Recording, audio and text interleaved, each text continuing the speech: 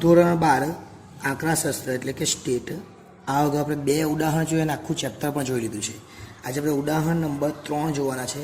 ખૂબ જ અગત્યનું છે. કંપનીના વર્ષ 2008થી લઈને 15 સુધીના આપણને આંકડાઓ આપેલા છે. આ પરથી 2009, 2010 અને 2011ને આધાર વર્ષ લઈને શું કરવાનું છે? આપણે અચલ આધારની રીતે સૂચકાંક શોધવાનો છે. એટલે 2008, 9 અને 10 એ જ રીતે અહીંયા 9, 10 અને 11 એટલે 9, 10 અને 11 આ ત્રણે ત્રણનો સરવાળો કરવાનો અને ત્રણે ત્રણનો સરવાળો કરીને ભાગ્યા 3 કરી દેવાના. એને આપણે શું કહેવાય?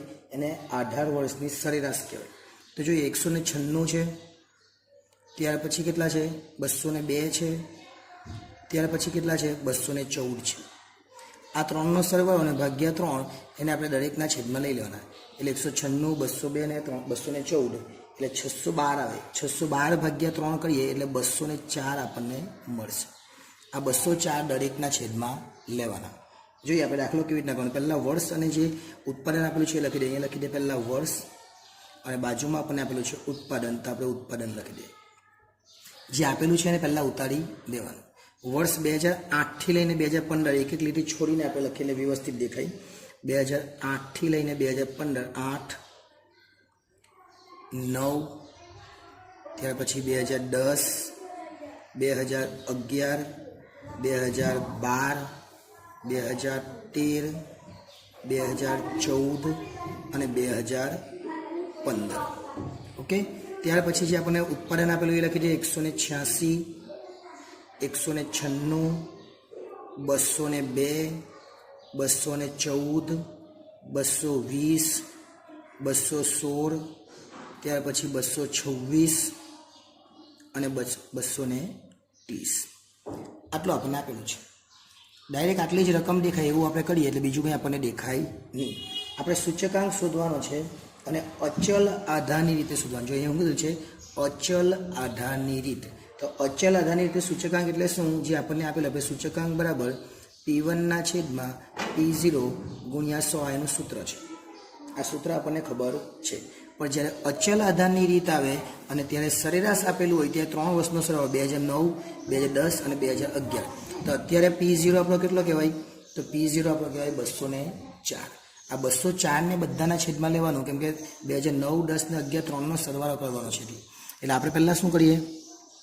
186 છેદમાં 204 ગુણ્યા 100. પછી આપણે કેલ્ક્યુલેટરનો ઉપયોગ કરીએ. 196 છેદમાં 204 ગુણ્યા 100. 202 છેદમાં 204 ગુણ્યા 100. એ જ રીતના 214 છેદમાં 204 ગુણ્યા 100. 220 છેદમાં 204 ગુણ્યા 100. 216 છેદમાં 204 ગુણ્યા 100. ત્યાર પછી 226 છે એના છેદમાં 204 ગુણ્યા 100.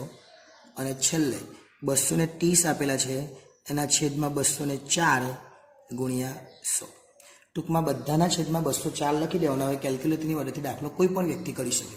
શું કરવાનું છે? 186 ભાગ્યા 204 ગુણ્યા 100 એટલે 91.18 આ પહેલાંનો જવાબ આવે. 196 છેદમાં 204 ગુણ્યા 100 એટલે 96.08 આ બીજાનો જવાબ આવે.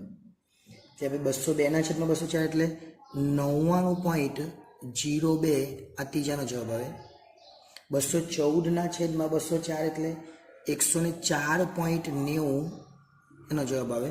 220 ભાગ્યા 204 એટલે 107.84 એનો જવાબ આવે.